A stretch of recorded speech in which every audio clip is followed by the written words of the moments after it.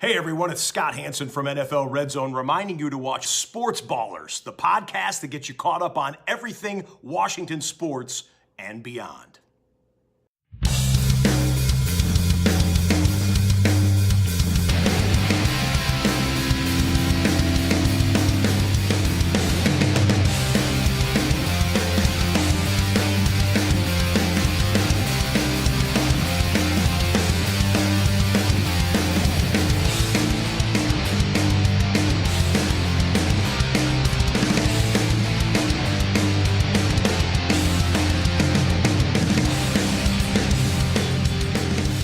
Hello and welcome to another episode of the Sports Ballers podcast. I'm your host for this week, Corey Puffett, joined as always by Eric Meyer and Evan Ash. How you fellas doing today?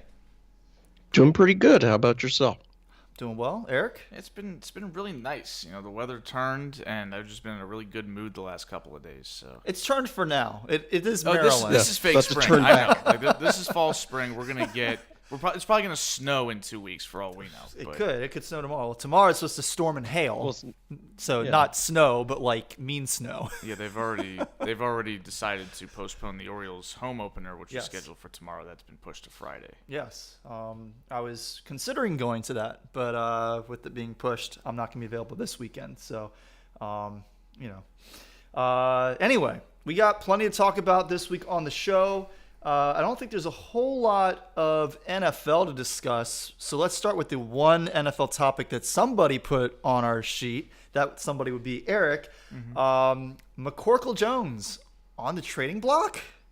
Yeah, there's been leaks from New England's camp or Belichick's camp or whoever that they've been quote-unquote shopping Mac Jones, which is, hilarious. We kind of talked about other quarterbacks that have had uneven but respectable enough starts to earn their team's investment in them, like say Jalen Hurts, right? Like Hurts came in as a starter as a rookie like late in the season when Carson Wentz got benched, and then he played the full season in 2021 and was okay, right? Like he didn't have a great season, but he showed something, right? And so then the Eagles said, all right, well, let's give this guy a real shot. Let's go get him high-quality weapons. Let's actually try to build a team around him. And if he shows that he can't do it, then we'll move on. But if he shows that he's great and that we can win with him, then he's our guy. And that's exactly what they did. And you see the same thing with Tua, who first couple of years was a little bit rocky. And then they went and get Tyreek Hill. They get him an offensive-minded coach to work with. And when Tua was on the field, he was very good this year. Whereas it looks like Mac Jones is kind of getting the opposite treatment, where he actually was kind of intriguing as a rookie, right? Like he was decent. Was okay. And then the next year, they hire Matt Patricia, a failed defensive coordinator, to be his offensive coordinator. Yep. And they say, oh, don't worry, we'll have a backup plan. That guy's name will be Joe Judge. So, Belichick set the guy up. Special teams coach, right? Yes. Offensive coordinator. And dreadfully failed head coach of the New York Giants. And then they say, oh, well, he sucked this year, so let's consider trading him. It's not very clean, right? Like, this doesn't sound like something you would expect from the Patriots, given the fact that they're supposed to be a functional organization. Right. But this is a great opportunity for another team to buy low on a guy that does have some potential. Like, I based on how Mac Jones played this year, and as we just made clear, a lot of that blame falls on his coordinators and, as an extension, on Belichick for setting him up with those coordinators. And Jacoby Myers. But that poor play this year should lead to a pretty low price tag, which means that you're not giving up a whole lot for a guy that could wind up being really bad. Okay, no big deal. You haven't given up a whole lot for him. Or could wind up being pretty darn good, in which case you just got him on the cheap. Right, but from the Patriots' perspective, oh, absolutely. Why would you do this, right? 100%. I'm with you on they're that. They're scapegoating the wrong wrong you just guy. said. You wouldn't expect this from a functioning organization, and this starts to raise some flags. Maybe the Patriots are no longer functioning. Or maybe they have ideas grander than we realize, and that Bill Belichick is being a chess master here. He's trying to dump his current quarterback that is, we consider even Mac Jones on his best days probably a low ceiling quarterback, right? Like he feels like a game manager type of QB. Sure. Like he could be. He's not going to be Tua. Yeah, right. But he could be someone like maybe like a Derek Carr, right? Like that's Sure. Like possible. That's probably the high end, I would say. Yeah. Like that would be optimistic. But you're not. But he's probably not a complete bum either if you give him decent players. Maybe Belichick has his eyes on one particular guy that currently is not playing or not interested in playing for the Baltimore Ravens. And maybe he sees this as an opportunity to move on from his mediocre, low-ceiling quarterback to go make a splash play for Lamar Jackson. The reason why I say this isn't because I have any reason to actually believe this is happening, but it is worth considering that Bob Kraft has made it clear Belichick doesn't have a ton of goodwill, or at least not nearly as much goodwill as you would think you would have built up winning 6 Super Bowls for the team and being the consensus best coach ever. The patience is wearing thin with Bill Belichick. Since Tom Brady has left, the success hasn't been there. Not at all. And you can sit there and say, oh, well, Bill Belichick deserves more time. This is the NFL, man. It's not for long. It's like that for anybody. You don't get to stick around forever when you clearly don't have the plot anymore. And maybe getting Lamar Jackson could be a way to re-energize the franchise. Just a thought. I'm not saying it's going to happen, but It's intriguing. it does, because otherwise it doesn't make any sense to give up on your cost-controlled quarterback who has been not terrible, right? He was terrible this year.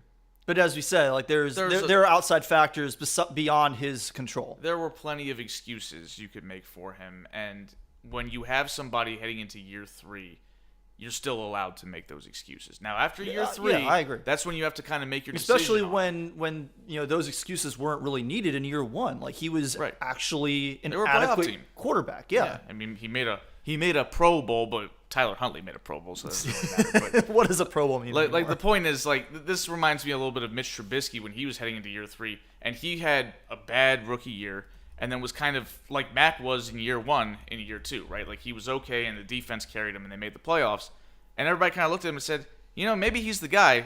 He at least got year 3 to prove that he wasn't, and Mac isn't seemingly getting that from the Patriots, and I think it's because Bill Belichick feels the heat.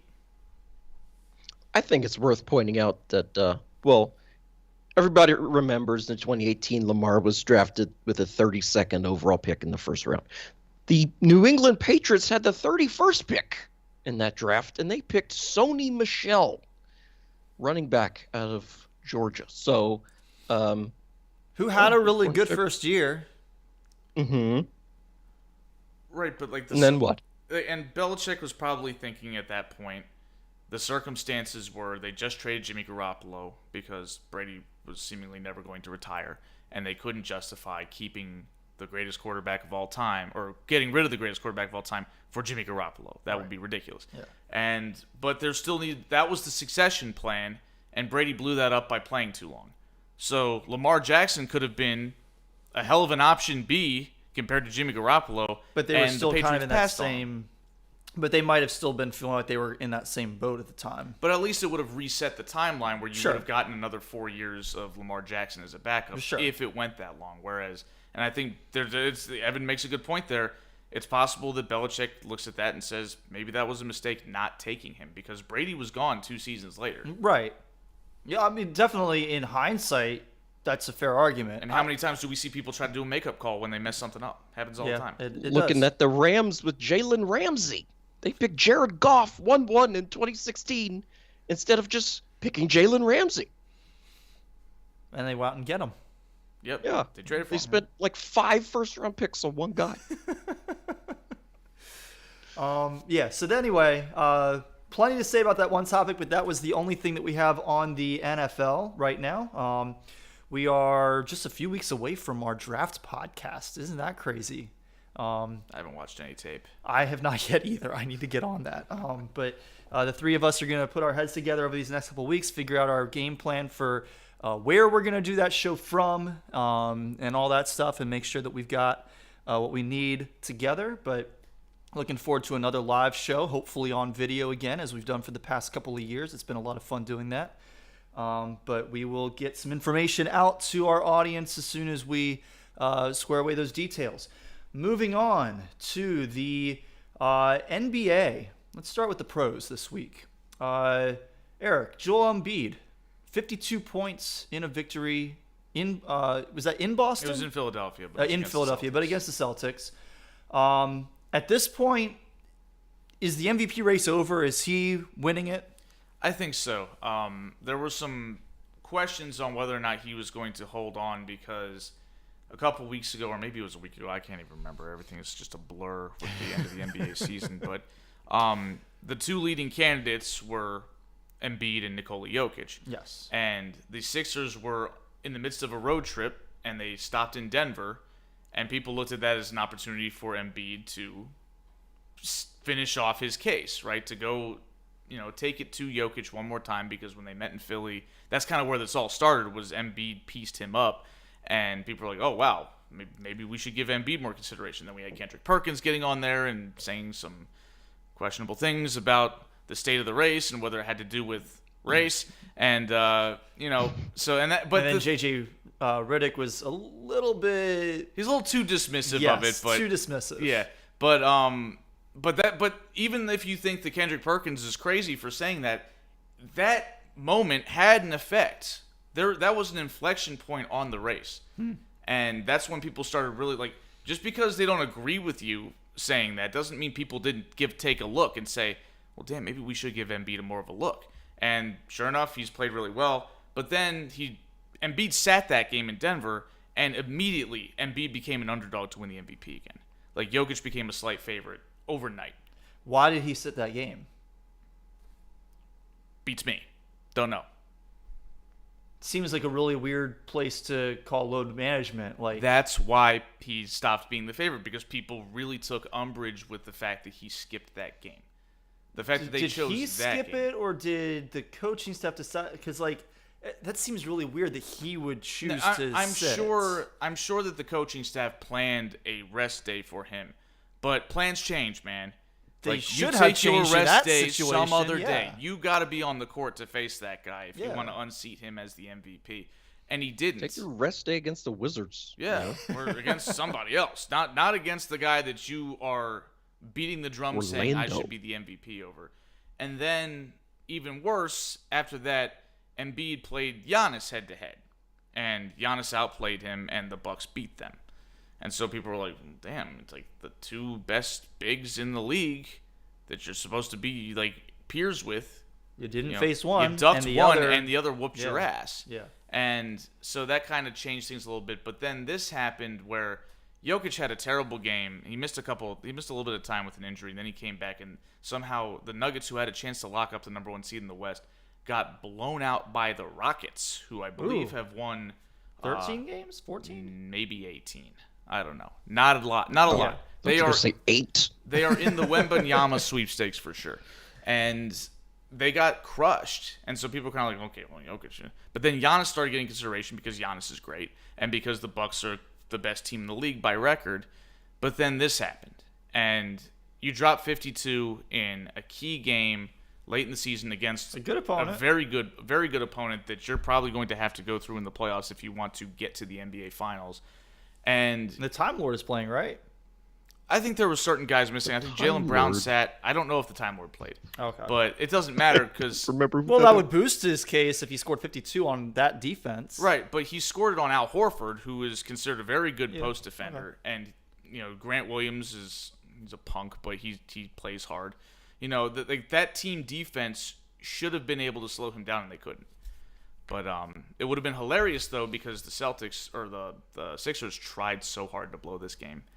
They were up by 7 with, I think, under 10 seconds, and the Celtics had a chance to tie it with the ball. How? Okay, so here's what happened. So I was not watching this game. Yeah, Marcus Smart drove to the basket, and he scored a layup, and Tyrese Maxey made the ill-advised decision to push him in the back while he was taking the layup, fouls him, and won. Okay. Well, the problem with fouling somebody isn't just that you give him an opportunity to shoot a free throw and get an extra point. It means you are not entitled to possession after a made basket at that point. They can miss the free throw and get the rebound and continue their possession. Well, Marcus Smart missed the free throw on purpose, and he missed it so perfectly, he threw it off the direct front of the rim that he could run in and snag it. and then did a little dipsy-do pass to Al Horford, who kicked it out to Derek White on the perimeter. White hits the three. He gets fouled Oh my God. on the three-point attempt. So now it's a 2-point game. It's a 2-point game, but then they review the play.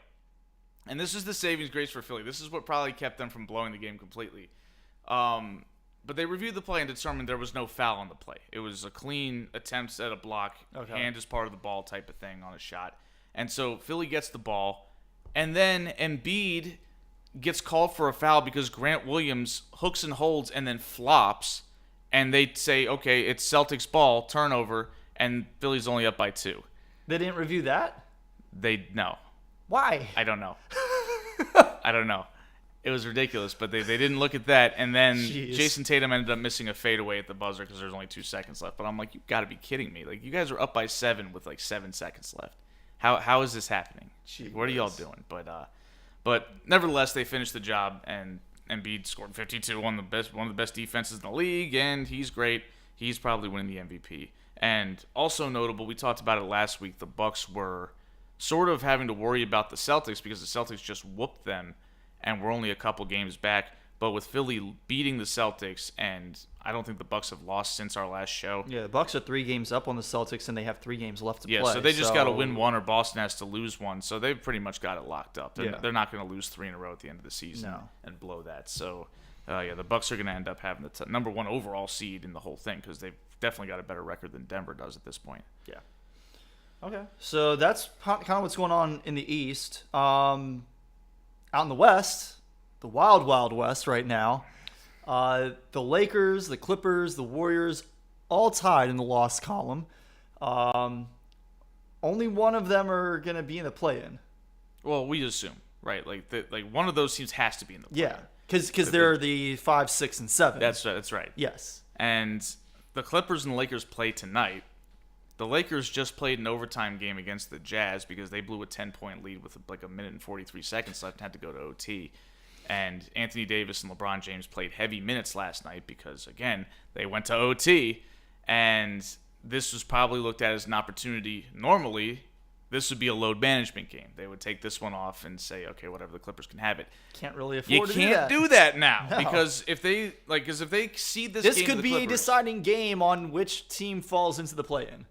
Yeah, and the Lakers have the hardest schedule remaining by far because they're the only team the Clippers have 3 games left, but they play the Lakers tonight. They play Portland on Saturday, and Portland sucks, and Dame has been shut down, so that's a walkover. Okay. And then they play Phoenix on Sunday, but the Suns are settled into the 4 seed. There's no way in hell they're going to be having their injury-prone core playing the last game of the regular season when it's meaningless. They're going to sit that game without a doubt. So the Clippers, if they win tonight, have a pretty easy path to winning the rest of their games. And then Golden State only has 2 games left. They've got a home game on Sunday against Portland. Again, no Dame. That should be a walkover. Actually, I think that game actually is on the road. But even so, they're not going to lose that game. But the Warriors play at the Kings on Friday night. The Kings are good. The Warriors are terrible on the road. And the Kings are still playing for seeding? They are playing kinda. Like, technically, they can catch the Grizzlies for the 2 seed. It's highly unlikely, but they could do it. Okay. But the Kings also... But the Warriors also have 1 game in the win column on the Clippers. Right. So, but the point is, if the Warriors lose one, they could be in trouble. Okay. Because they don't have the tiebreak with either team. Okay. So, they have to win. But then even more intriguing with all this is nobody wants the 5 seed because nobody wants Phoenix in the first round. Nobody wants to play KD and Devin Booker and Chris Paul and DeAndre Ayton in the first round. So you're either trying to climb to the 4 or fall to the 6, or maybe even it's better to play in the 7. Everybody wants the 6. The 6 is where it's at because it keeps you out of the play-in, but it also helps you avoid Phoenix. Now, me personally, I find this to all be crap. Go win all the games, get yourself in the playoffs, and play who you play. And if you can't beat a team that just got cobbled together like 3 weeks ago, right, that you don't deserve to be a champion anyway. So just win as many games as you can. Now, but the thing is, again, Phoenix plays the Clippers and the Lakers this week. So they have a little bit of a say. They could put their thumb on the scale to determine who they play. I mean, and if I'm them, the last team I want to play, I don't want to play the Lakers. Because the Lakers look good. And the Lakers are shockingly healthy. And if that... the Lakers don't suck?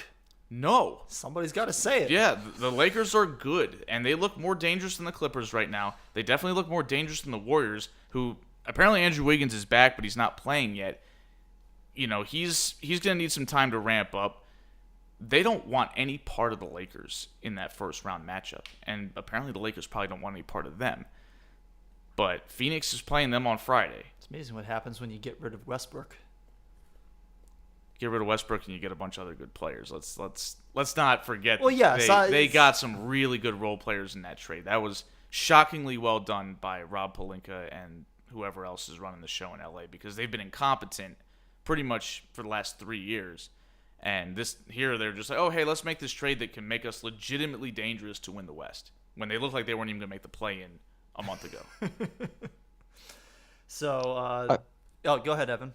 Oh, I've pulled up the NBA standings, and Houston Rockets are 20-60, which is terrible. But somehow worse, Detroit 16-63. The Detroit Pistons are 1-19 since they traded for James Wiseman. Traded for James? Yes. Isn't that the guy you said was a bum for the Warriors? Yeah. They traded for James Wiseman. The Warriors sent, I think the Pistons sent the Warriors a whole bunch of draft picks, and then the Warriors sent all those draft picks to Portland to get Gary Payton II back. We talked about Bill Belichick wanting a do-over after messing up. That was the ultimate. Okay, we messed up by letting Gary Payton II leave, because he was a huge part of their rotation last year in their championship run. They won the championship. And they kept James Wiseman instead. And they were like, this guy's got to go. And it's the same thing with Wiseman. We're kind of off track. I didn't plan on talking about James Wiseman being miserable. But it's the same issues. He's, like, as far as net rating goes, he's the worst player in basketball. Wow. You know, it's just, oh, no. I mean, the things that he's the wants worst to do player in basketball. on the floor, he's not good enough to actually do them. And the things that he needs to do for his position, like, you know, be able to set screens, be able to play defense, be able to protect the rim, he is awful at. So he is of no use to anyone. And the Pistons are looking at him and saying, we've got a better guy at your position on our team, and he is not nearly as quote-unquote decorated as far as draft status goes. So I don't know what's going to happen with this kid, but he's clearly not on a very good track to stick in the NBA, because we talked about you got to have room to make mistakes as a young player coming up. But if you're that bad and people are just like, yeah, this guy's already better than you, they're going to move on from you immediately. Oh, yeah. Sounds like your boy Stan Van made the trade in Detroit. He was the coach and GM for his 1 year up there. Yeah, Stan Van did not have the best track record as the coach/GM. He traded a bunch of draft picks for old Blake Griffin, who I don't think had a dunk for the Pistons. Like, he literally never dunked the basketball. This is the guy that dunked over a car. Yes. He never dunked in Detroit. And, of course, as soon as he went to Brooklyn, he dunked. But, you know. Let's turn our attention to the college game then. This was kind of the big sporting event of the past week, the Final Fours for the men and the women. We'll go ahead and start by wrapping up our bracket challenge. Last week, we pretty much knew it was going to happen. On the men's side, we knew that there was a good chance that UConn was going to pull it out and make it to the championship game, which they did. That gave Owls fan 954 the victory in our bracket challenge. They passed me, as well as Stephen April and Kyle Sherman, into first place with 710 points, 130 ahead of the field. So that didn't knock myself back to second place. Eric finished tied for 14th. Evan finished last in 28th place in the men's bracket challenge. But congratulations to Owls fan 954. And congratulations also to Owls fan 954 because they won the women's challenge. Oh, really? We weren't sure that was going to happen last week. But it did, because LSU won in the Final Four. And nobody got the South Carolina points in the championship. And so Owls fan 954 passed King Gra 23, who finished in second place. I did move up to third thanks to LSU's Final Four win. And that bumped Evan back to fourth and Eric to fifth. So congratulations, big time to Owls fan 954. 2 victories in our 2 bracket challenges this year. Sorry we don't have a prize. Maybe next year we'll put together some prizes. We'll see. we'll figure. You just got your prize. You got shouted out on this show Yes. that nobody listens to. Congratulations. But let's talk about the actual games, and we're going to start with the men, so we can just kind of knock them out of the way and get to the good stuff after that. So save the best for last. Congratulations to UConn. UConn won their Final Four game against Miami, and we kind of figured that the winner of that game was likely going to wind up winning the national championship because we didn't feel like either San Diego State or Florida Atlantic I don't remember who it was. would be able to keep up with either Miami or UConn, but certainly not UConn. UConn got it done against Miami. Jordan Hawkins played through a stomach bug that he was dealing with and turned in some pretty solid minutes, scored a good number of points in the second half for them. That's pretty much been his MO in the tournament. He tended to perform better in the second half than he did in the first down the stretch. And then in the championship game against San Diego State, UConn got their 6th straight win in this tournament by double-digit points. None of their games was particularly close. Oh, wow. Yeah, they rolled. Yeah, they won every single game by double digits. Which is why everybody thought they were going to win once they got to the Final Four. Right. Nobody's stopping them. Yeah. Jordan Hawkins played really well. I forget the name of the kid who got most valuable player of the tournament, but he played well.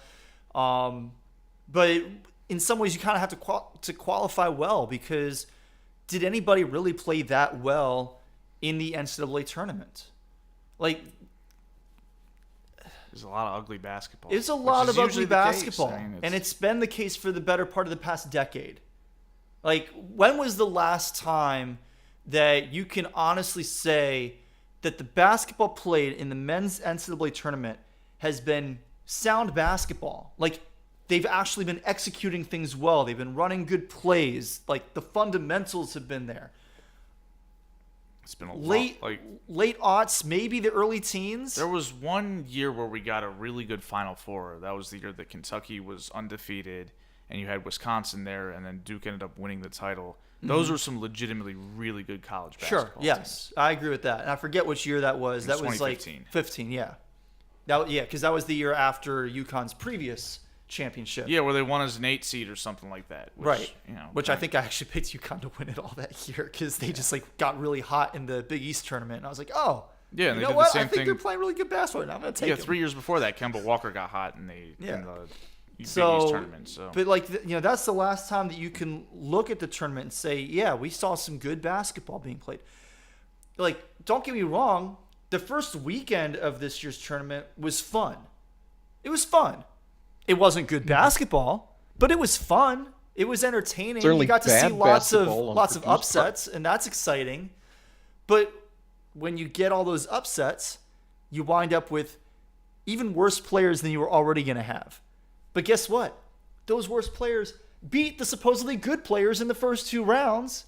So how good could they have actually been? I mean, we all watched what happened with Purdue, who Zach Edey, player of the year. watched together. Yes, Declared- the player of the year Declared in college the best basketball. player in college basketball was a non-factor against the smallest team in the tournament when he's 7'4". The smallest team in the tournament, which consequently wasn't even supposed to be in the tournament. They lost their conference They weren't championship even a worthy game. tournament team. Right. They were a lucky loser, as they would call in tennis. Yes, the conference champion in their conference had just moved up from Division II, and apparently there's some weird rule that if you've moved from Division II to Division I, there's a certain amount of time before you're eligible to play in the I think tournament. it's 1 year. Which Yeah. is weird, I don't because get it. if you can make it after being in D2 to the D1 tournament, you ought to be allowed to play. I don't. It'd be different if we were talking about like D1 moving down to D2, not being allowed to play in the D2 tournament. Yeah, because you I still can might have sort D1 of level understand players. that. Yeah, that doesn't make any sense. It made no sense. Well, I mean, it's the NCAA. The only rule is that they have to have rules.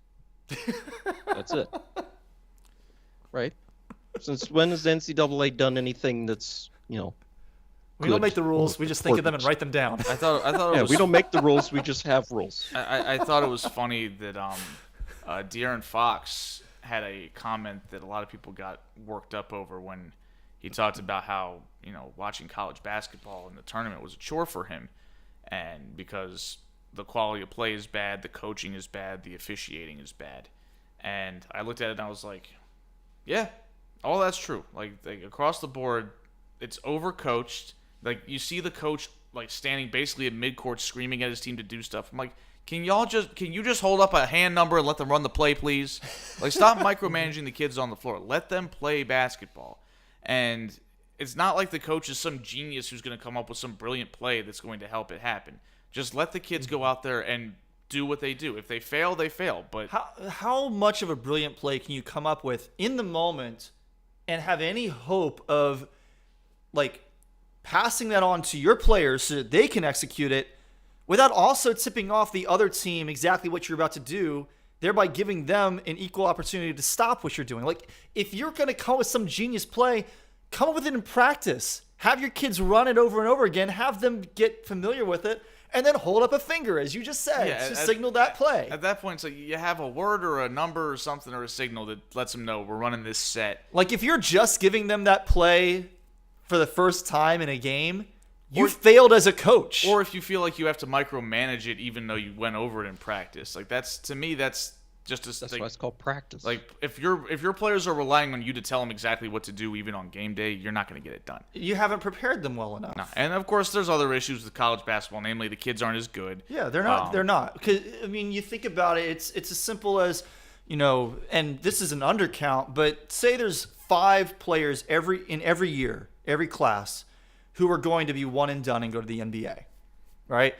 It's not just those 5 players that are missing from college basketball. It's the 5 players that would have been sophomores this year if they hadn't been one and done last year. And it's the 5 players who would have been juniors this year if they hadn't been one and done 2 years ago, and so on. Not only that, but when you have those really good players, it forces your opponents to become better so that they can actually be successful against you. It makes their teammates better. Like, it makes the whole system better to have them here, but they're not. And that's okay. Like, you know, there was a time when we were, you know, like early on when the one and done thing first became a thing, when we were sort of lamenting it, like, man, like this kind of sucks for college basketball. Like, you know, we don't get to see these guys play for 3 years in college basketball.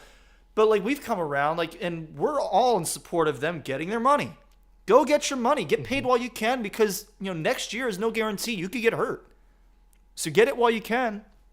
We don't begrudge these players who decide to go to the league as soon as they can, whether it's one and done in college, whether it's, you know, spend a year abroad before going to the NBA, whether it's going the G League route, whatever the choice is, you know, that's fine.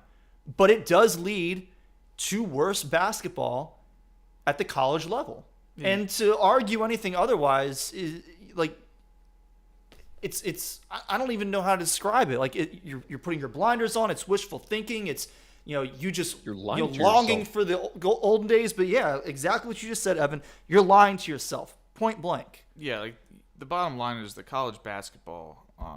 It's still the case on the women's side, but on the men's side, it used to be this is basically the best under 22 league in the world. That's what it was, because when you weren't a professional, like players that went to the NBA out of high school were rare.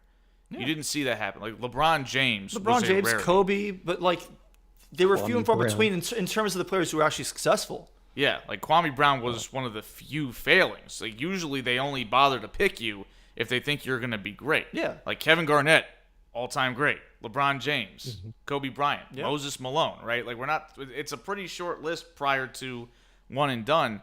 And the fact is that when players are committed to going to school for more than just the 1 year to play basketball, we're not here to play school. I don't care about the actual academics. That's irrelevant. What's relevant is you lose out on experienced players. You lose out on better, stronger, faster players, right? Like a player at 21 is much bigger, faster, stronger than he was at 19. Yeah. Right? Like he's had time to acclimate. He's becoming more of an adult, right? Like when you're 18, yeah, you're legally an adult, but there's still growth there to be had. Like, you're not going to be the same athlete. You're not in your prime yet when you're 18. And again, we still have the guys who, you know, were not likely to go to the NBA at any point, right? We still have those 21-year-olds. But they're worse than the players who are going to the NBA. They're worse than the one-and-dones. But they're also worse for not having had the opportunity to compete with or against those players. Yeah, and the rosters are also different because teams prioritize. We got to get the most talented guys. So those 21-year-olds that we're talking about that stick around for 3-4 years to play college basketball, they're not the starting point guard. Because guess what? If you've been sitting on Calipari's bench behind John Wall, well, next year he's got another John Wall. So you're going to be sitting on the bench behind him. Yep. So you never really get that opportunity to get that experience. So you're now just stuck as a role player, and the 19-year-old super talents are the ones running the show. But when it comes to playing basketball in March and April, it's a long season. It's longer than high school. It's a bigger commitment. Get tired. You lose a little bit of your edge. And there's less chemistry on those teams. And you don't have the same level of experience to handle those situations. And so the end result is the basketball starts to deteriorate. Chaos. And Yeah. that's how you get upset. And then in the later rounds of the tournaments when you need your stars to come out. That's when you need star power to draw eyeballs. Because the tournament itself is what it is. It sells itself early weekend. Because you got 64 games in 2 days and then 32 more in the next 2 days. It is you're just bum rushed with games and upsets and madness. Yeah. Right? So that's the whole idea. But later in the season, you got 2 games left. And I don't know anybody's name on either team because they haven't done anything to draw my attention. That's a problem. That's not a way to sell your sport. There's also the issue of, like, there's no story because it hadn't had enough time to develop. Like, since all the teams are different essentially every year in men's college basketball, like, who are the rivals, right? Like, who has had, a back and forth over the course of a couple of years in critical situations where there's, some juice to the game. Like, it's just, the laundry at this point. Yeah, the closest thing you have to that is UCLA and Gonzaga, but I mean that's purely by coincidence. Like in conference, you don't see that. Like if you look they're not in the same conference. Yeah, but they've met in the tournament, deep in the tournament twice in the last couple of years, and have had some really good games. But I know what you're talking about. Gonzaga joins the Big Ten? Yeah, just like UCLA somehow. But yeah, that's the bottom line. Is just the game itself is going to struggle because you've got the goofy little paint that they play in, the fact that they're allowed to play any type of zone defense they want, and the players can't take advantage of it because they can't shoot. And they run these goofy full court presses that you never see run in the NBA, and people are like, oh yeah, I love me a full court press. They never do that in the NBA. So that's because if you did that in the NBA, you'd get cooked. Those are professional athletes. They're not going to get fooled by, hey, they ran up on us in the backcourt. That doesn't happen. Do you know the last time that a team made consecutive Final Fours in men's college basketball? Probably Kentucky. You about to say it was Maryland? It was actually just a bit more recently than Kentucky. It was North Carolina in 2016 and 2017. They made the title game and then they won and the then following year. Kentucky made it 14 and 15. Oh. Yeah. Okay. It's been a minute. Not Maryland. So you're not even having the story of a team that made it last year and we kind of got to know some of their players, then coming back and making it. Right, yeah. There's no establishing a brand. Yeah, North Carolina was the preseason number 1 because they won the championship last year and people knew some of their guys' names. We knew they lost the championship to Kansas, but we knew some of their guys' names. We knew Baycott, we knew a few other guys, and then they didn't even make the tournament this year. Yeah, and the only reason they were number 1 is because last year they got hot during the tournament.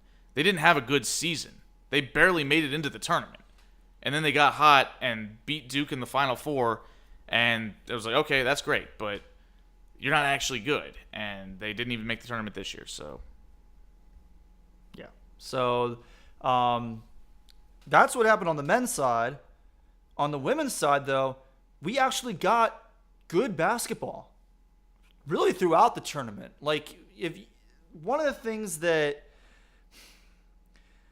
when you think of men's college basketball and you think of how exciting the NCAA tournament could be, just from my lifetime, from our lifetime, the late 90s into the early 2000s, and even to until about 2010, I would say even, you had really fun college basketball. You had good basketball in the tournament. You had a certain level of parity where you would get some of those early round upsets, but you wouldn't have so many upsets that all of the good teams would just be gone. And you would still have good basketball when you got to the Elite Eight. You'd still have good basketball when you got to the Final Four and into the championship game. And the fundamentals were there. Like, players knew how to run sets. Coaches were good. Like, it was good basketball. That's what the women's tournament is right now. Like, anybody who's out here saying, like, nobody's... I saw people on Twitter, and we're going to talk about specifically Angel Reese and Caitlin Clark and all that from after the championship game. We'll talk about that, but there are people on Twitter talking about how, like, in 10 years, nobody's going to remember the LSU Iowa game. I'm like, no, like, this might be one of the first women's championship games that a lot of people are going to remember. It shouldn't be. There have been some other really good national championship games in recent memory. But 10 million people watched this game for a reason. 10 million? For a good reason. Yes. Yo. This was the most watched women's college basketball game ever. And for good reason. This was a great game. It was a great tournament. The girls can play. Like, anything that you complain about men's college basketball about, anything that you complain about with the NBA, like anybody who doesn't like the NBA because there's not enough defense or because there's too much isolation basketball, which that part might be a legitimate complaint. It certainly is in men's college basketball. It's way too much isolation basketball for the poor level of talent that there is. But you don't really see a lot of that in the women's game. Even with Caitlin Clark. Hands down the best. I mean, she was the National Player of the Year for the women, and hands down the best player that we saw in either tournament. For somebody who scored 40 points in back-to-back games, the first woman to ever do that in college tournament history, we weren't seeing a lot of isolation basketball from Iowa. She was getting her teammates involved. Like, she had a triple-double with 40 points in the Final Four game. Or actually, that was the Elite Eight. She scored 40 points again in the Final Four game. Yep. But still, she just scored 40 points again, nonchalantly. Like, she was ridiculous, but her teammates were still involved. Yeah, well, it wasn't a case of just one person giving the ball and let him go. They ran sets. There was an emphasis on player movement, ball movement, right? Like, we talk about that a lot. There's a lot of comparisons to Steph Curry, to Caitlin Clark, because she plays in a similar fashion where she shoots deep threes and she pulls up and she runs off screens. And she runs around like a chicken with its head cut and she drives to the basket and can finish at the rim with the best of them. She's one of the best ball handlers in the country, right? But there's still a level of, and that's singular to her. She's one of one. You can't expect anybody else to do that. But the other players aren't just forced to play one way. Like, that's sort of an issue with the men's game is either you dribble the ball a lot or you stand around the perimeter and shoot. There's not really a whole lot of room for get on the block, catch the ball, and run the offense from inside the paint. And LSU did that. They ran because, frankly, LSU can't shoot. They shot well in that game. At least in the first half. Yeah, they were lights out in that game. But they shot, I forget her last name. They shot 19% from three during the season, which, frankly, was a good thing because it meant they didn't emphasize the three-point shot. Normally, in men's basketball, oftentimes you hear people say a post-up is an inefficient play because you could take a three and hit 33% of those, and that's worth just as much as 50% of twos, and you don't hit 50% of twos playing post-up basketball. But if you're only shooting 19% from three, yeah, you might want to get your ass on the block and make a move. And that's what they do. They said, okay, you can do this well, so you do this well. You're a good shooter, you shoot. You're a good ball handler, you run the point. You're a good rebounder, you rebound. South Carolina was killing Iowa on the glass. Yeah. I think they had 25 offensive rebounds in that game. Ridiculous.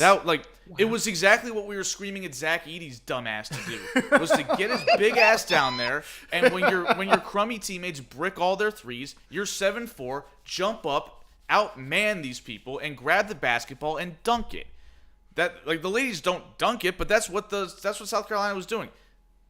Iowa dared them to shoot. They weren't particularly good at shooting, but how often did they take a shot and South Carolina grabbed the rebound and put it back in?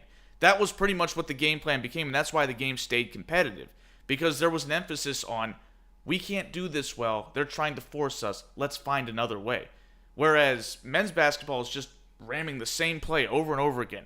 Drive into the paint, try to get a layup, and if you don't, shoot a three. that works well in the NBA because they're good.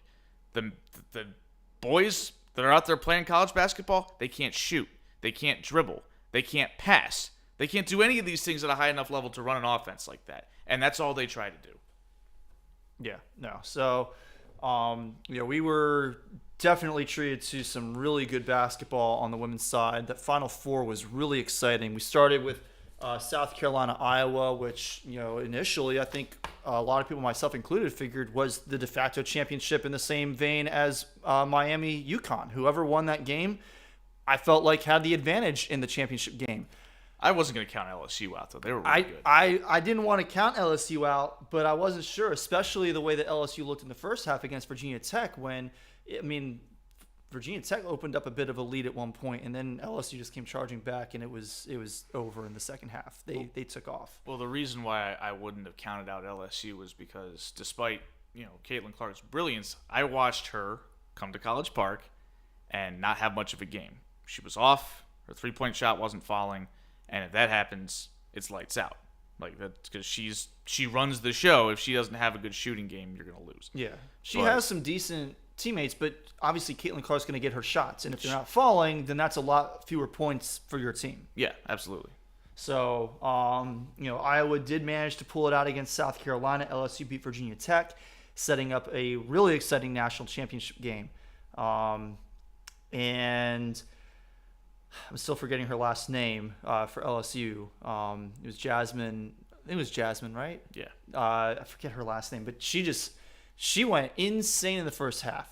She was 6 for 6 from 3, and then at the buzzer just throws up a ridiculous shot that I'm thinking, oh man, that sucks. Like she just screwed up her shooting percentage, and it went in. It banked off the glass and in. Jasmine Carson is her name. Thank you, Carson. Yes. I was like, are you kidding me? How? 7 for 7 from 3. 7 for 7 period, but all of them from 3 for her in the first half. Wow. But then she took one shot in the entire second half and missed it. So that was it for her night. But the rest of her team picked up the slack. And Caitlin Clark still played pretty well overall. Like, she still had a good game, but she was off. And that little bit of being off mixed with some foul trouble. One of their big girls underneath, and I forget her name, but she was a senior, and she fouled out late in the game. You need her down in the paint, especially because even as LSU was playing well enough outside that Iowa couldn't slack off the way that they did with South Carolina and like force them to take the shots. Like Iowa still had a D up. LSU was still getting underneath and getting a lot of offensive rebounds, and they were getting a lot of defensive rebounds. Angel Reese was living in the paint. Like, people are getting mad at Angel Reese because she was like not even one of the best players on the floor. There were a lot of good players on the floor. Like, don't discount Angel Reese's game. She had more offensive rebounds than Iowa's entire team combined. Yes. That's impact. Yes. Like, let's not and again, she did that. There's a latent value built in when you're the best player on a team. You get the most attention from the defense. The other team game plans around you. That's what she is. She's a consensus, unanimous All-American and was the most outstanding player of the tournament.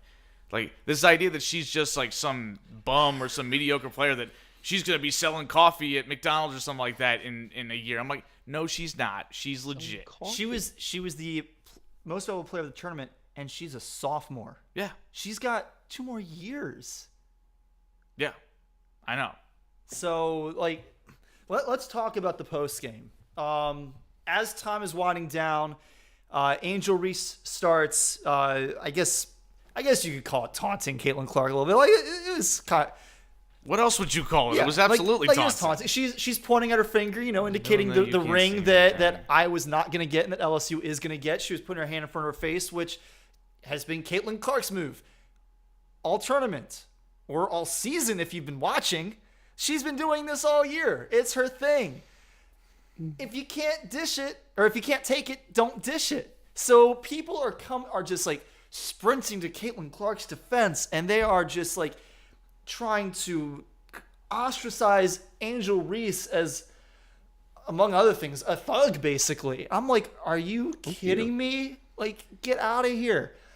She's allowed to be excited. I get that she was following Caitlin Clark around the court, and that may have been a little bit much. Yeah. And you know what? She won the national championship. If you want to criticize her following Caitlin Clark around, that's fair. I can understand that. She probably deserves a little bit of criticism for that because it was a little bit much. It was, it was a little bit though, not what she got. But the idea that like she was not allowed to do anything, we all know what this is. Like we've seen this enough before. Oh yeah. Like you're not as slick as you think you are. You're not as coded as you think you are. Yeah, we understand that there's a big chunk of the population was mad because of things that had absolutely nothing to do with the individuals, right? Or anything to do with basketball. Yeah, it was strictly that, and I 100% think that what Angel Reese did was a little over the top. It was definitely extra and worthy of discussion, right? Sure. Because we should discuss what is sportsmanlike and what is not. That was not, but is that the end of the world? No, I don't think so. No. Like I think it is okay to say, okay, that was a little bit unnecessary. That was deliberately antagonistic and kind of took the focus away from your team winning a championship. Sure. That is a valid criticism. Sure. But you've got Keith Olbermann out here calling her an effing idiot on Twitter, and you've got other people, Dave Portnoy getting involved in it, which she tends to do a lot. And it wasn't just those two. It was a ton of people. The expected suspects. Just everybody just having a meltdown over this. And I'm like... And if you're going to criticize her for being unsportsmanlike, where is the criticism for Caitlin Clark? Because by that definition, she has been unsportsmanlike all season by doing that to other players. She's been doing it all year. Caitlin Clark waved off one of the South Carolina women in the semifinal. Yeah. So that was disrespectful as hell. That was absolutely rude. Yes. So this idea that and that's the other thing about this is social media can be a great tool. Like it can be a great thing in certain aspects. It helps to promote things like the women's national tournament. Like so many people are so confident that their conception of women's college basketball as it was 10, 20, 30 years ago, when there was really no parity across college basketball. You never saw upsets in the first couple of rounds. Stanford. It was always Tennessee and UConn. Like it's the same teams every year, and the basketball is not fast paced, and the shooting is not very people are so sure that conception is still the case today that nobody would have tuned into this game. It would not have gotten 10 million views if it was not for social media and so many people blowing up about how good Caitlin Clark was playing and how good South Carolina was playing and how good of a coach Dawn Staley is and how good LSU was playing. Like, nobody would have tuned in for this game the way that they did if it wasn't for that. But what it also leads to is you get all these people who... This is literally the only game that they've watched all season. So they don't know jack about any of these players. They don't know about what they've been doing. So they don't know that Caitlin Clark has been doing this all year. But they still feel like they have a right and they have a voice to criticize Angel Reese for taunting Caitlin Clark without any context of anything else going on, any context of why she picked on Caitlin Clark, why there seemed to be a little bit of a beef there, and anything else.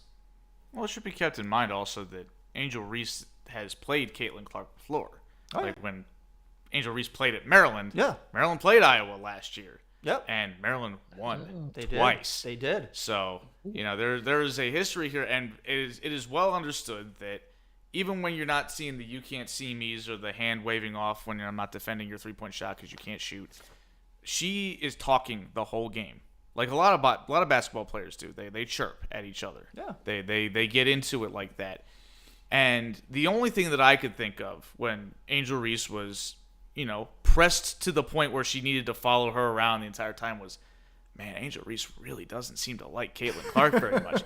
and that's okay. There's nothing wrong with having people that have a healthy resentment for other competitors. And those rivalries that's can also the rivalry be really that good. The men's game is missing. Yep. Yes, exactly. That rivalry could be really good for the women's game. Like, we're talking about like what's next, and Caitlin Clark has another year. Angel Reese has another 2 years before they go into the WNBA. And people call the WNBA Siberia for women's basketball players. I think that is a misnomer because you actually get paid more and get more attention if you go and play basketball in Siberia, like literal Siberia, if you are a women's basketball player. Yeah. Like, hello? Like, why do you think that Brittany Griner was in Russia playing basketball? Because you're not getting paid in the WNBA, because it is your Siberia, so to speak. So, they need to drum up as much attention, as much whatever, as they can right now. So I'm okay with it. I like it. I like it for the women's game. I think that it brings some attention. And are some people going to get up in their feelings and up in arms about it? Yeah. And I'm going to call them out. We're going to call them out for it. But that also does bring some more attention to the game, which could be okay for it. Could be good for it. Yeah. To drive home the point, the most unsportsmanlike thing that happened during that basketball game or in the aftermath of it had nothing to do with Angel Reese or Caitlin Clark. By far and away, the most inappropriate, unsportsmanlike behavior came from Kim Mulkey and the way she was treating that official. Oh, yeah. She should have been thrown the hell out of the game for that. And she wasn't even teed up. And that was like a little footnote for the game. It wasn't the headline. The headline was player taunts other star player for 10 seconds and then walks off the floor. Why wasn't it Kim Mulkey is shoving a ref because she's mad over a call? What? Kim Mulkey shoved a referee? Mm-hmm. Yep. Are you kidding? And she is the quote unquote adult in the room. She is the coach. She is the person that is supposed to be. Why hasn't she been fired? Oh my God! What is going on? It's Juwan Howard and now Kim Mulkey. This is craziness. I mean, anybody that has talked to me for 5 seconds knows how I feel about Kim Mulkey. That's particularly why I was rooting against LSU. It had nothing to do with the players. It had to do with her. And yeah, but like nobody said a peep about that because, we love to go after players. We love to tear people down. We love to pour it on when we don't like what somebody did to our precious Caitlin Clark. Let's call it what it is. Because, yes, most of the people tuning in were rooting for Iowa because they loved Caitlin Clark. And Caitlin Clark lost. And right as you're being sad about Caitlin Clark losing, the best player on the other team came up and let her know, I just beat you. And then you got in your feelings and felt like it was directed at you. They got in their feelings on behalf of Caitlin, and Caitlin does not care. Yeah, Caitlin literally came out yesterday, I believe it was, and said, yeah, no, like, I'm okay with it. Like, I would have done the same thing. I like Angel Reese. There's a whole bunch of videos. They're celebrating Caitlin Clark and the art of her trash talk and her swagger. So this is part of who she is. It's part of what is celebrated about her. So when somebody else gives it to her, even if you thought it was extra, which I still do, so what? It's part of it. It's how it goes. Yeah. Sometimes people clap just back. Sports. Yeah, sometimes people clap back harder than you think they should. But if you never clapped at them in the first place, they wouldn't have said nothing. I think first of all, social media is one of the worst things that have ever been invented. It's just, I think it's terrible. No, I mean, I'm not going to dispute that. It does all that good stuff, right? But that's 1%. The other 99% is just garbage. But in this situation, I was reminded of in the Super Bowl in the 2020 Super Bowl, the Chiefs and the Buccaneers. Like Tyreek Hill was, the Chiefs got waxed. And Tyreek Hill was like laying face down after fourth down or something like that. And I want to say it was Antoine Winfield Jr. gave him a peace sign right in his face and that drew a 15-yard penalty. But people can say, oh, that's so unsportsmanlike, and it was flagged as such. But when those two teams met in the regular season that year, Tyreek Hill when he ran wide open for a touchdown, gave the peace sign to Antoine Winfield Jr. And, sometimes when you dish out some trash talk, sometimes you get it back, and a little bit saltier the second time. Yeah. That's fine with me. Yeah, they say it's nope. like... Did anybody complain about that? Tony Romo whined about it during the broadcast. To be fair about how that Romo was just like, I don't really like that, Jim. I don't know, Jim. Just having a fit over that. Romo was on the call for both games. Yeah, and it's like, dude, did you miss the part where Tyreek Hill scored a touchdown on him and he threw up the deuces like he always does? Mm-hmm. It's like everybody. It felt like Romo was just rooting for the Chiefs and he was mad. Again, he's always rooting for the Chiefs. Again, that's my point though. Is you only really he's gotten it. I have a hard time listening to Romo when he's calling a Chiefs game. He's great in almost any other circumstance still, but when he's calling a Chiefs game, he gets a little... Well, and it's the same thing we saw last year in the NBA Finals. You know why nobody got mad at Steph Curry when he pointed at his ring finger after he hit that shot, and he did the night after he locked the game up? Because nobody likes the Celtics except for Celtics fans. Nobody's rooting for the team from Boston. Everybody's rooting for Steph Curry because we actually like him. Mm-hmm. So that's why nobody threw a fit. If Steph Curry was going up against the most lovable version of a basketball player ever, if he was going up against Larry Bird and he did that, it would have been a problem. Hell to pay. Yes, but the fact that it was the Celtics team that whose best player no-showed that series, and the star of the show was Steph Curry and he won, nobody cared because people only care when they're already mad. I probably shouldn't have used that term 2 days before Good Friday, but I don't even know what you said. Which was what? I said he would have been crucified.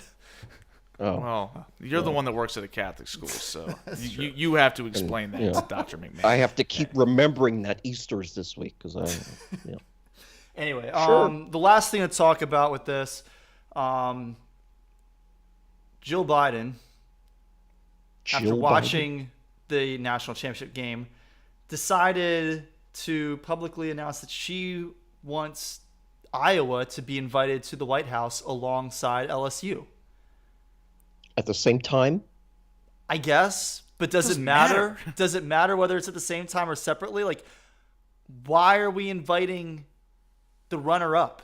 We've never done this before. Why now?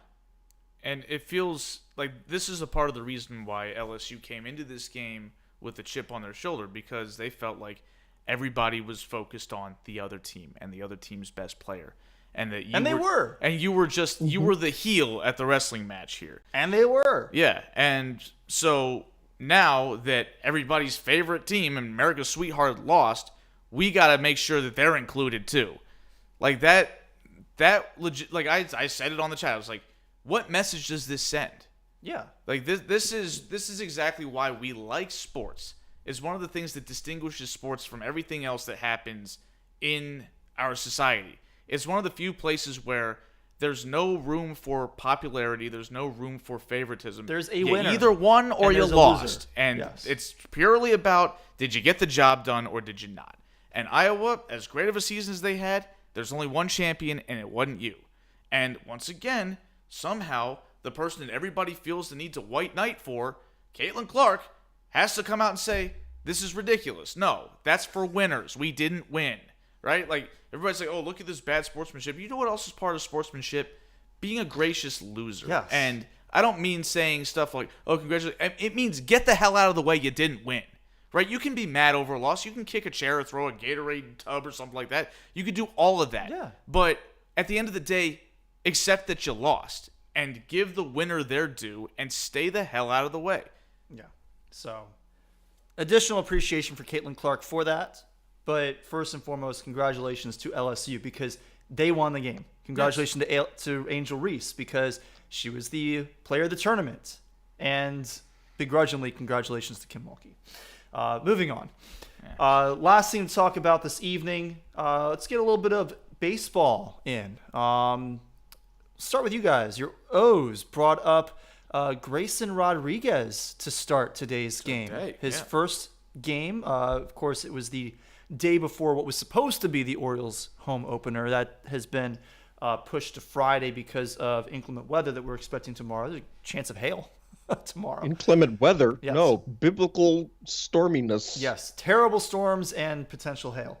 But for the last game of the Orioles' 6-game road stretch to open the season, Grayrod comes in and starts the game and has a really shaky first inning, but he's settled in and pitched okay over the course of his 5 innings today. Yeah, I was alarmed because the first inning, all the reasons why he didn't break camp with the team this year were happening apparent. in the first inning, and I was like, oh no. Like, this is my concern, is that, like, this guy's going to come up to the show and, there's a reason they sent him down, right? Because he was great in the minors last year. He did not have a good spring. There were issues with his slider command and things like that.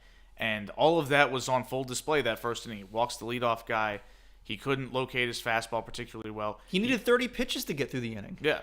And then after that, it's like, just settled down. And the slider started working better. Like you don't have to throw that pitch for a strike every time, but you got to make it competitive. You've got to make it so that the batter actually has to make a good choice not to swing at it, and just not a terrible choice to swing at it, right? And that's where he kind of started getting ahead in counts, and he started making things happen a little bit, because in the first inning, he just had to try to blow his fastball by people. And it's like, these are major league hitters. Like, you can't just, if they know you can't throw your off pitch for a strike, then they're not going to swing at that, and they're going to be sitting on your fastball. Yeah, if you give a major league hitter an opportunity to sit on a fastball, it's going to end up in pain for you as a pitcher more times than not. Yeah. I was listening to the game on radio while I was at work today. And I was just, I expected a rookie pitcher in his very first game in essentially his hometown to have a shaky first inning, right? Like, there's plenty of veteran pitchers that have shaky first innings, and they seem like they're all on the Orioles. But, like, he's settled in, which I was happy to see. He was, from the pictures in my head as I was listening, he was just blowing people away a couple of times. So I think it's promising. I think we have a little something here. And I would like to see him build upon what we saw, or I guess heard in my case today. Hopefully Adley gets to catch him every time, because that was a concern of ours, finding out that Rodriguez was coming up today for a day game after a night game. But yeah, go ahead, Eric. What were we going to say? Yeah, so I guess because Corey might not be aware of this, the reason he got called up was because the Orioles had an injury to Kyle Bradish on Tuesday. Monday. Yep. Monday, I'm sorry, I can't remember what day it is. On Monday, he left the game in the early second inning, and he's going on the IL for, he's expected to miss a couple weeks. And so you needed a starter, and since Rodriguez was basically the 6th out of 5, he became the guy that got called up. And he pitched well enough to justify another start, at least while Bradish is out. Right. And if he continues to pitch like he did today, there's no justification for him not sticking in the rotation, because he was very good, and he's clearly got the most potential out of anybody on the Orioles staff today.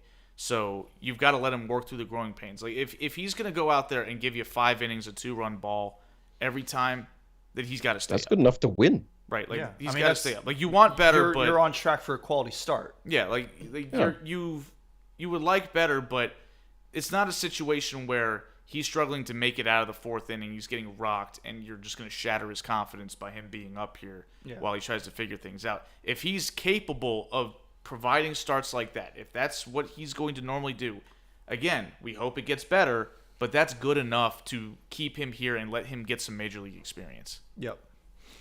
So right now the Orioles, dead center of the American League East at 3-3. Yankees a game ahead of them at 4-2 after they got a win today against the Phillies. So the Yankees, through 2 series, they have bookended each series with wins, losing the middle game of each 3-game set against the Giants and the Phillies. And now they get set for their first road series of the season in Baltimore. That'll start on Friday. American League team. Yeah, the first American League team as well. So that'll be Friday, Saturday, and Sunday. Should be some fun games. Garrett Cole got his 2nd start of the year today. Pitched well, 6 1/3 of 1-run ball, 8 strikeouts. Jose Trevino hit a home run today for the Yankees. Aaron Judge got a hit in a stolen base in the first inning, so he scored the game's first run. I've been pretty happy with what I've seen from the Yankees so far. It was nice actually getting to watch the game live today because it was the MLB TV free game of the day. So I got a chance to tune in for that and watch most of that game. Who's the Yankees starter going to be on Friday? On Friday, that's a good question. The Orioles are starting Kramer. Let's see if they've announced. I imagine they probably have. Although, who started last Saturday for the Yankees? Probably that guy. Looks like the Yankees. It says TBD, but I think that might be. Well, for the Orioles, it says TBD as well, but I know it's Kramer. No. Okay. Well, the starter for the Yankees last Saturday was Schmidt, and he got rocked. 3 1/3, 3 runs, 5 hits, gave up 2 home runs. Oh well, I mean, the Rangers starter today got rocked in his previous outing. So did DeGrom. DeGrom got rocked in his first outing of the season. That's what everyone was saying. That's what I'm saying. Yes. Yeah. I forgot that he's with the Rangers. With the Rangers. Yeah, and then he was dominating the Orioles today, and somehow we scratched 2 runs against him. Only 1 was earned. And I was like, wow, we tied the game up. If you had told me that when Grayson Rodriguez and Jacob DeGrom both walked off the mound, the game would be tied, I would have said, well, damn, we might have a little something here. But unfortunately, Austin Voth happened, and the Orioles couldn't hit the Rangers bullpen today. So I was hoping for an opportunity to steal this win today for the Orioles, but I didn't have high expectations coming in just because of the pitching matchup. So 3-3, but I'll take it. I'll take it, especially given that we were 1-2 after a really rough couple of games in Boston. Oh my God! Particularly with the dropped pop-up to lose the game, and then the way the series started in Texas with Bradish getting hurt and us having to use the next day's starter to basically finish the game. Like, that looked like that was going to be a disaster. Like, we're going to lose this game. We're going to lose this starter. We're going to be just a mess. The bullpen's going to be in disarray.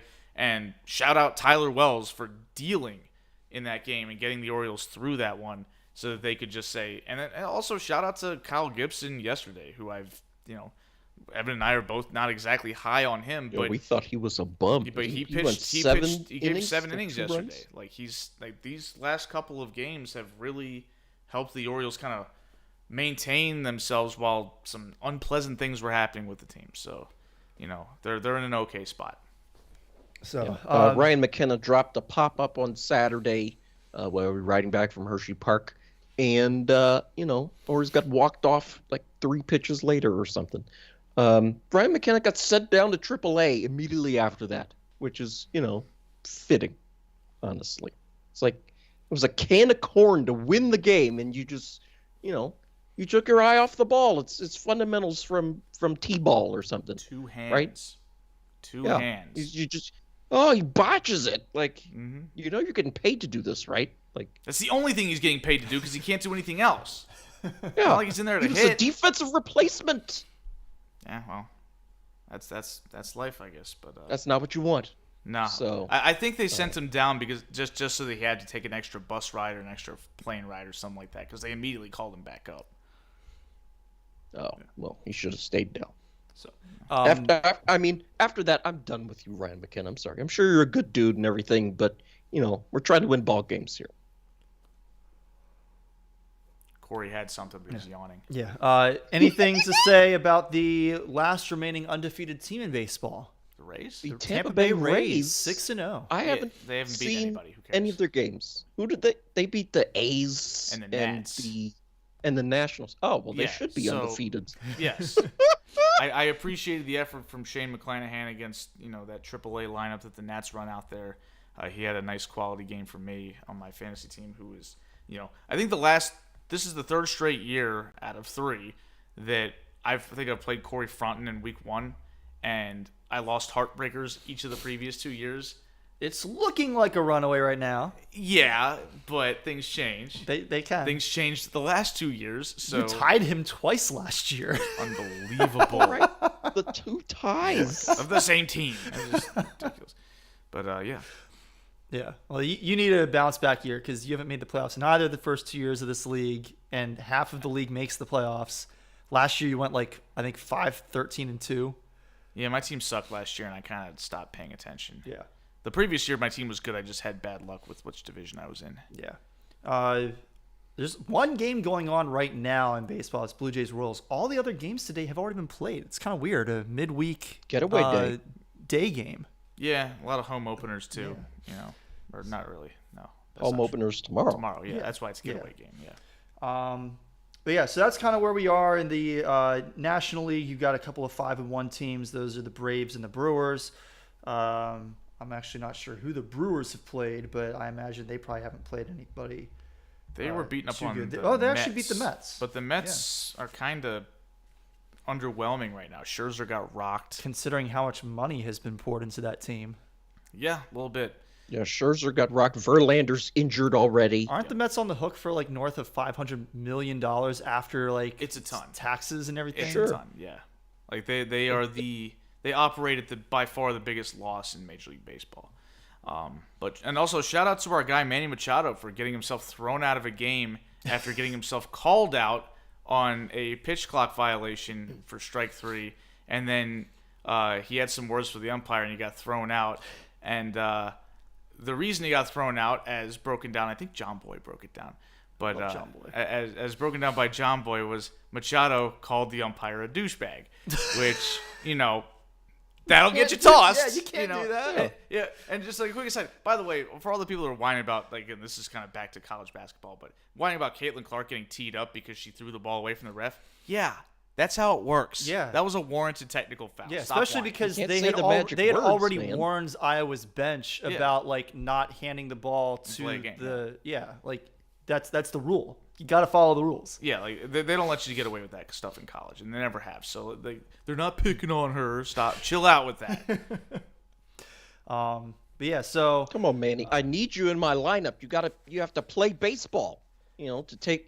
To give you some of your own advice. Just play baseball. Well, he also gave you a nice strikeout before he left too, so he couldn't bother to get thrown out on the second pitch of the at bat, where it would just be a 0. Yeah, unbelievable. So anyway, how much longer does Tatis have to sit out? He's 20 games and it's been 6. yeah, Well, so he's already started his rehab assignment. He's playing in AAA now. yeah, but he's not allowed to play for another 14. Right. Yes. But the point is that the fact that he's there for a couple weeks is, he's getting ready to come back. Yes. Yep. Okay. So that'll be exciting. Lots of exciting baseball in this past week. Looking forward to the rest of the season. We'll be keeping up with that over the course of the year. I think that's it as far as what we have on our show notes. Any late breaking news? I don't think so. I'm checking the social media feeds. I got nothing. All right. Well, in that case, want to certainly thank our listeners for tuning in for another episode of the Sports Ballers podcast. This has been episode 235. If you enjoyed tonight's show, be sure to hit that subscribe button. If you're listening live on YouTube, hit the bell icon so that you always know when we go live. If you're listening after the live show on Apple, Spotify, Google, or Amazon, hit the subscribe button there as well, and feel free to leave some feedback. You can follow us on Twitter. Our show handle is @SportsBallers18, but you can also follow us individually. I'm @Corey Puffett, Eric is @Quagmire67, and Evan is @Evan_Ash13. You can send us emails. Our email address is thesportsballers@gmail.com. If you have any mailbag questions, we do still accept mailbag questions, even if people aren't sending them all the time. We are always happy to add topics to our show notes and discuss the things that you want to hear our opinions on. But you're also welcome to just drop us a line. If you're enjoying the show, we'd love to hear from you. If you're not enjoying the show and you have ideas, we'd love to hear that too. We might ignore your ideas because we're going to do what we want to do because we do this for us and not for anybody else. There's a reason why this podcast is not monetized right now because this is just for the love of the game. I'm getting some real Angel I thought it Reese was vibes from you. monetized, but nobody was giving us any money. I'm doing this for me, man, which is great. But Well, I feel inspired. What can I say? that's courageous. But yes, feel free to drop us a line. Any shout outs before we get out of here tonight? Yeah, I got just one. Shout out to Mike Jones. Who? Mike Jones. Who? Yes. Who? Shout out Mike Jones. Mike Jones, class of 1991, to be clear. Yes. So we're not confusing him with the Mike current, Jones III. or Mike Jones, the former Maryland Terrapin, or Mike Jones, the rapper, who we were just referencing. Whoever the actual Mike Jones, who was supposed to be.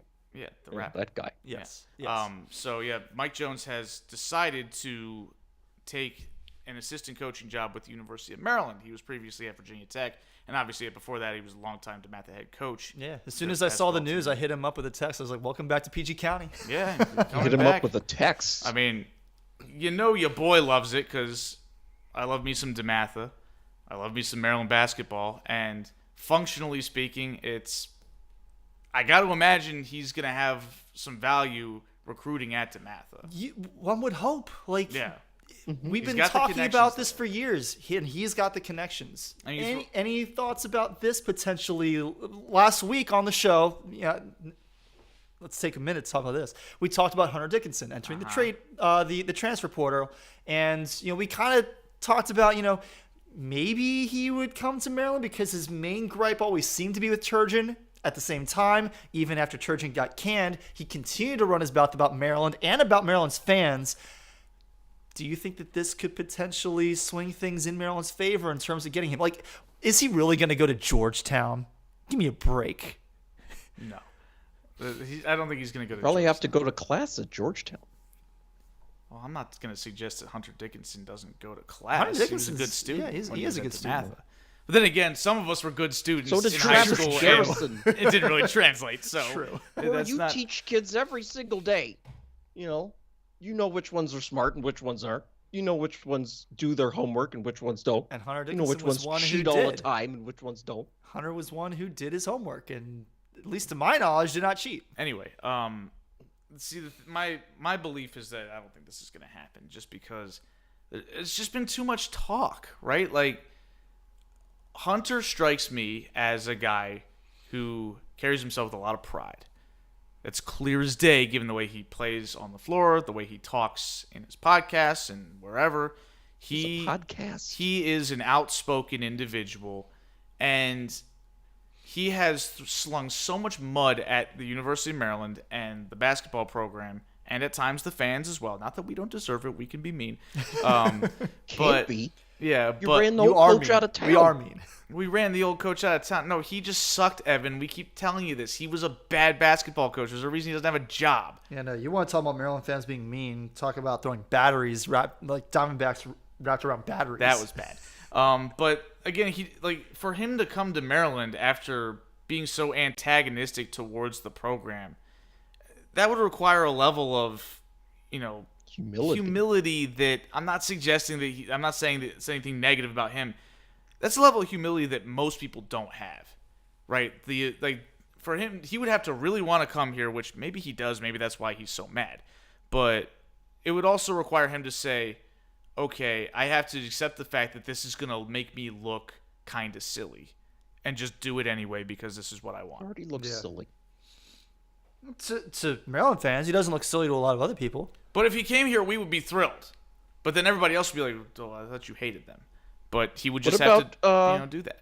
That guy who transferred to Maryland from Duke a few years ago, Rashid Suleiman? Suleiman or something. That's not the same thing. No, it's not. He wasn't like bad-mouthing Maryland and its fans. He didn't have a personal beef with the program Yeah. or with the coach or anybody like that or with the fans. He just happened to play for Duke. Yeah. And That was after Maryland left for the Big Ten, wasn't it? He played against us when we were in the ACC.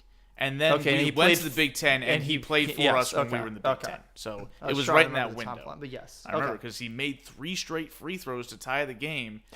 And I was furious because I was like, he's not going to make 3 in a row, right? But the he did. crowd's going nuts. And he's a freshman. I'm like, he's not going to make 3 in a row. He made 3 in a row, but then Seth Allen got to the bucket and Quinn Cook fouled him. And That was a fun game. that was a great game. Yes. Oh, speaking of Quinn Cook, Jordan Hawkins, the first DeMatha alum to win a national championship since Quinn Cook. I was wondering if, so we But still. Quinn Cook didn't graduate from Yeah, DeMatha. so we still count Quinn Cook as ours, even though he didn't technically graduate from DeMatha. I mean, Based technically on he didn't anything graduate. that's on our social media, yes. I mean, Quinn's my boy, so And Quinn still speaks very fondly of his time at DeMatha. course he He does. considers himself a DeMatha guy. So Well, if Larry Hogan can, then Quinn Cook absolutely can. yeah. But yeah, shout out to Jordan Hawkins for that as well. Shout out to Mike Jones. Mike Jones was going to be my shout out, but I do have a backup. Evan, do you have a shout out? I thought I had one, and I can't remember it, so no. Okay. Oh, shout out to Hershey Park because they let us be there. That was fun. There you go. Oh, yeah. Shout out to them. Shout out to the new cheesesteak place. Oh, yeah, that was great. Cheesesteak at amusement park. What? My shout-outs are to Jordan Romano, Emmanuel Classe, and Clay Holmes, my relievers on my fantasy baseball team, because they are so frustrating. I have missed out on a save from each of them in our first week of fantasy baseball because I can't figure out which ones to start on which days. I'm going to be pulling my hair out all season over this. Well, if you want to kick one of them my way, go right ahead. I got a guy on the I'll take Jacob deGrom for Clay Holmes. No, Oh, you can't have him. I mean, I'm sure you could swap him out for Brian Baker, you know? Who is Brian Baker? You don't want to know. Exactly. You want any part of Brian Baker. That's not going to work for you. All right. Well, with that long aside, thank you all so much for listening. This has been episode 235 of the Sports Ballers Podcast. I'm Corey Puffett, and for Eric and Evan, we will talk with you all next week.